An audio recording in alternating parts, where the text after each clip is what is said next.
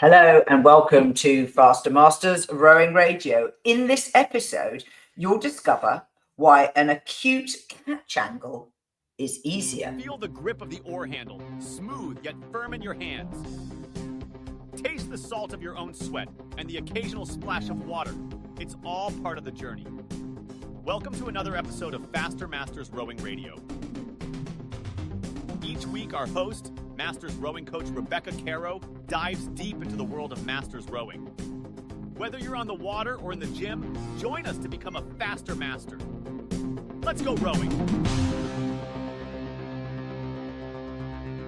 Well, hello everybody, and it's good to be back again. Today I've picked a really complex topic. It is catches and boat speed. It's a theme that I've wanted to address for a long time, but I've spent a lot of time thinking about how to clarify and explain what I want to communicate. You'll understand why. If you are listening rather than watching a video, highly recommend you switch over to YouTube to watch the video. But in the meantime, let's get going. When your blade goes into the water at the catch, it's important that a couple of things happen. Firstly, that it goes from above the water to under the water in a swift movement.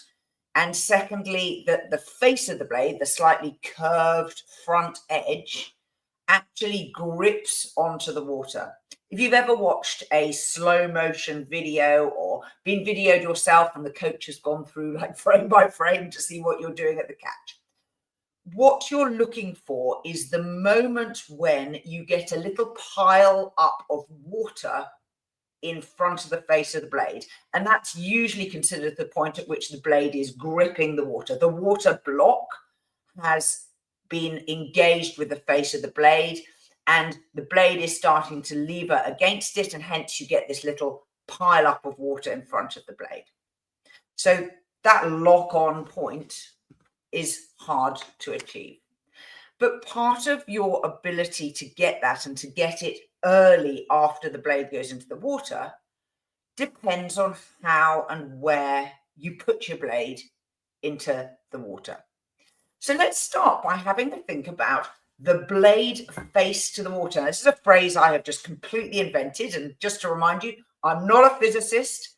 A-level physics, a little bit of family history, and a sorry to say it, Nobel Prize in physics, long before I was born. But for us laymen, how does your oar go into the water and where does it go into the water? Let's start by thinking about the boat as an entire unit. Your boat is a long, narrow thing. It's like a pencil running through and across the surface of the water. The water molecules are moving past the hull in the same direction of travel as the bow is going. So the bow is moving in one way and the water molecules are moving parallel. Obviously, you're moving past each little piece of water. Now, when it comes to putting the oar into the water, I'm going to start by talking about what the ideal is. Ideally, you want the face of the blade to have as small a surface area as possible to the water direction of travel. What do I mean by that? Well, let's think about the surface of your oar. So I'm holding up an oar here, which is this beautiful chop oar that I was given as a gift when I left Rob Roy Rowing Club. When you're at about half slide, your oar is approximately 90 degrees square off to the side of your boat. And therefore, this whole surface area of the face of the blade, and this one's about 45 centimeters long, all of that has to go into the water. And of course, the water itself is moving past the blade and is pushing against the bottom edge. As you start to put that bottom edge into the water, the flow of water is pushing against it, and it's quite a long, slow process to get it fully covered and gripped. By contrast, when you move from half slide to three-quarter slide to full slide, the oar moves around the arc, and the arc, of course, is pivoting around your gate, your oar lock. It's actually your pin, but anyway. And as that pivot happens, the face of the work gets smaller and smaller, and people who are watching will see me twisting my oar around so that I'm now at a place where the face of the work that is facing the water only goes from here to here, and that's possibly, there you go, width of my hand, 15 centimeters wide. If you take it to the extreme, and we don't row like this, but let's just do it for the sake of argument, and your blade is completely parallel to the side of the boat, the only bit of the oar that is resisting the flow of water as you're trying to put it underneath the surface is about 1.5 centimeters, which is basically the width of the oar itself, which is between 3 and maybe 5 millimeters, and a slight curvature here along the back of the face of the blade. So you go from 1.5 centimeters round to a kind of normal catch, which may be at 15 to 20 centimeters face of the work, to half slide when it's a full 45 centimeters.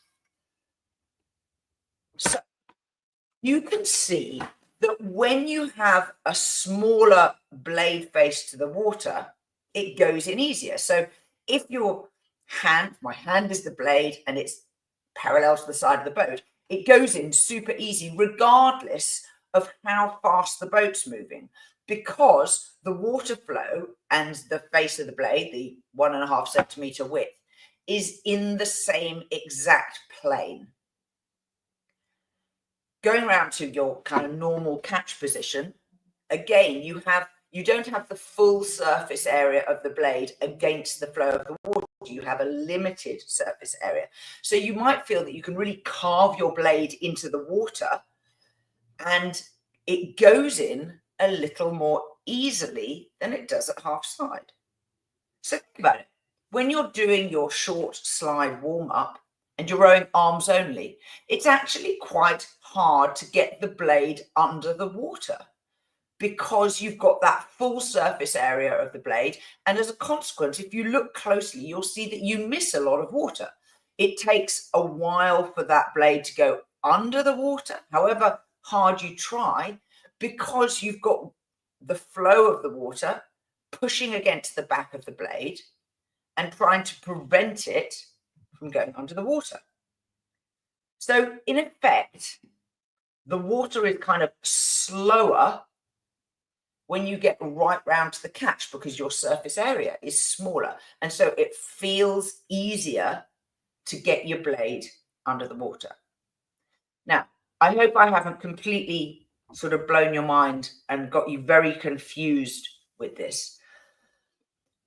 But the point I'm trying to make is it's really useful if you can have a reasonably acute catch angle. And if you go and study people who are expert in rowing biomechanics, they will explain your angle in front of square off, in front of the pin, and your angle behind the pin.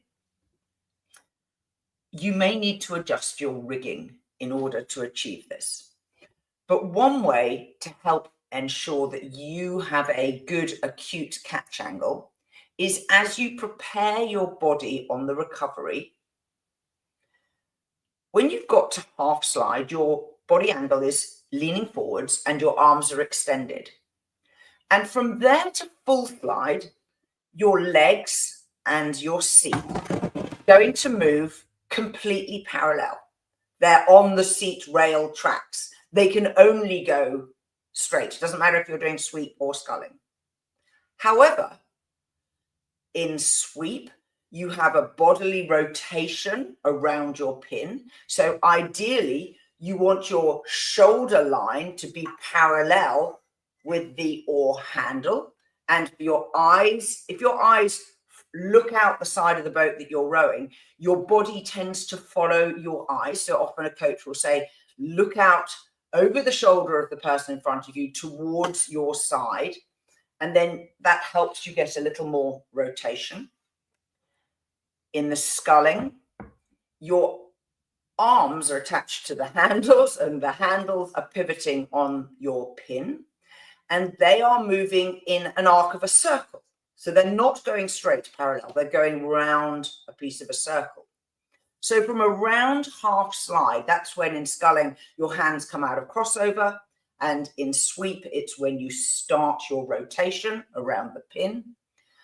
From there to the catch placement, your arms move further than your legs because they have a bigger distance to travel. Not only do they have to get around to your catch angle, you then have to lift your hands as well so that the oar goes under the water. So in effect, there are two speeds on the recovery. There is the speed of the seat and the wheels, and a faster speed of your hands leading the oar handles and getting your blade into the water. Now, that dichotomy really matters when it comes to, particularly in the sculling stroke.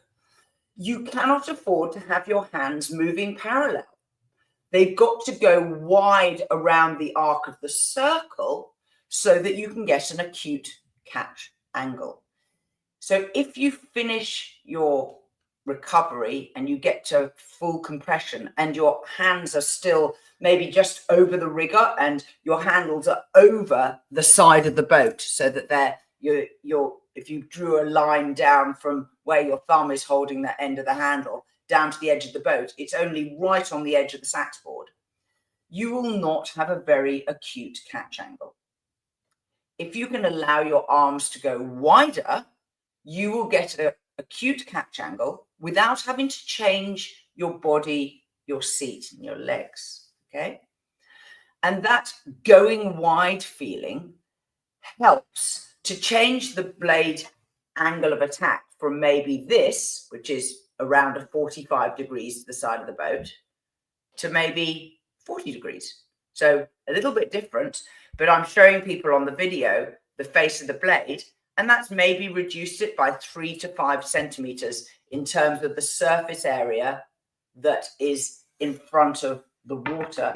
And as we said earlier, that has to go into the water as the water's flowing past. Right. So you can row longer by thinking about your arms separately from your legs and body. You can also row longer with rigging. It's a completely different story. But I think you will find that when you row a little longer, your oar goes into the water more easily because you've got a smaller blade face to the water. Quick pause. Anyone who's interested in buying our webinars, we have a Black Friday coupon, BF 2024, runs through to midnight on the 1st of December in all time zones.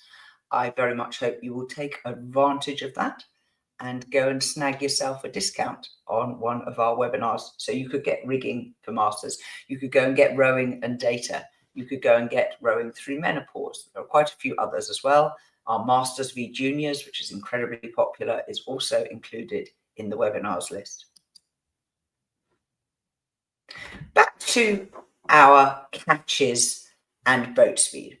When the boat goes faster, the water is moving past your hull also faster. And if you think about rate 20, you've got about 3 seconds in every stroke cycle, so your power phase and your recovery phase. And when you get to say rate 40, which many of us don't, but for the sake of argument, it's round numbers, that reduces to 1.5 seconds. So the amount of time you have to anticipate the catch is reduced. And that lack of thinking time sometimes makes us think that we haven't got enough time to react. And you often see that athletes' stroke length shortens as the rating goes up. So one way you can counter that is to move your thinking earlier in the recovery so that you start to anticipate, I am going to have to put the oar in the water. My arms are going to have to go wide. I'm going to need to lift my handle up to put the oar in as I'm approaching the last bit of the slide. I'm going to need to already be squared up by that time. By moving your thinking earlier, you get a little bit more time to react compared with at lower rates when the amount of time that you have is much longer. Now, it's inevitable at higher rates that your body movements get more blended. slow down any video of a racing crew and you will see that they do not go arms, body, slide, legs, back, arms. They overlap. But in terms of the boat speed and your rating, you need to move your hands and your arms in order to place the catch at a proportional speed to the rate. So as the rate comes up, you're going to need to move more dynamically as you are working your way through your recovery. As you think about that, you may find that you notice that the blade then drops into the water actually quite a lot easier with this sharp attack angle that we've been discussing.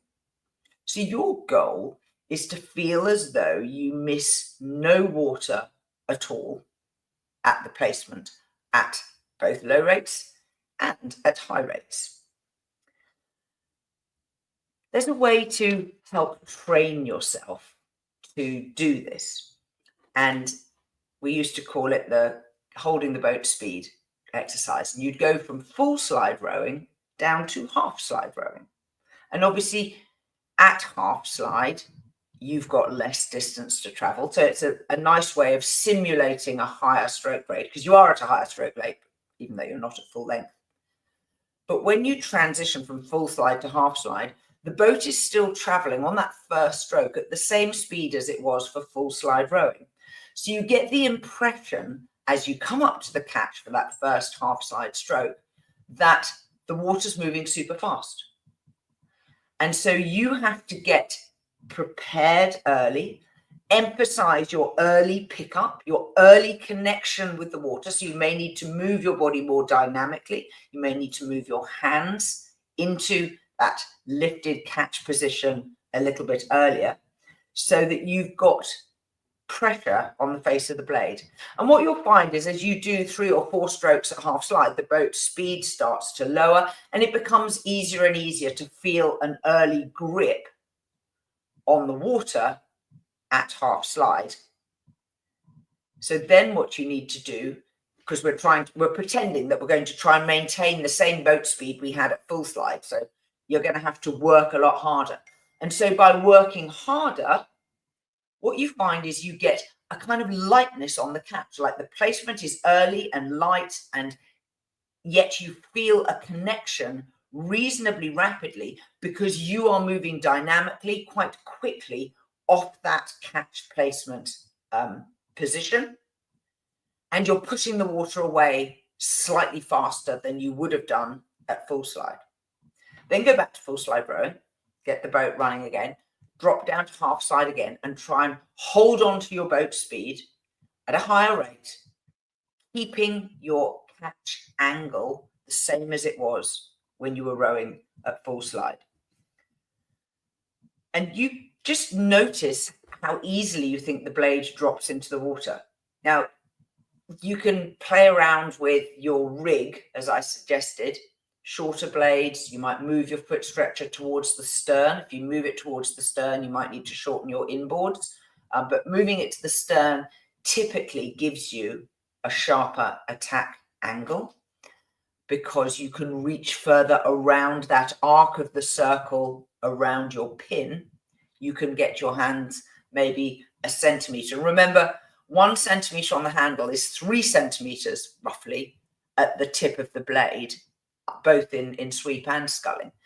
Now, there comes a point where you're not in a strong position, so you don't want to overdo this, but there are some things there that I suggest you go and have a play with and see if you can make a difference to your catches and your boat speed now that you understand the principle of the blade face to the water.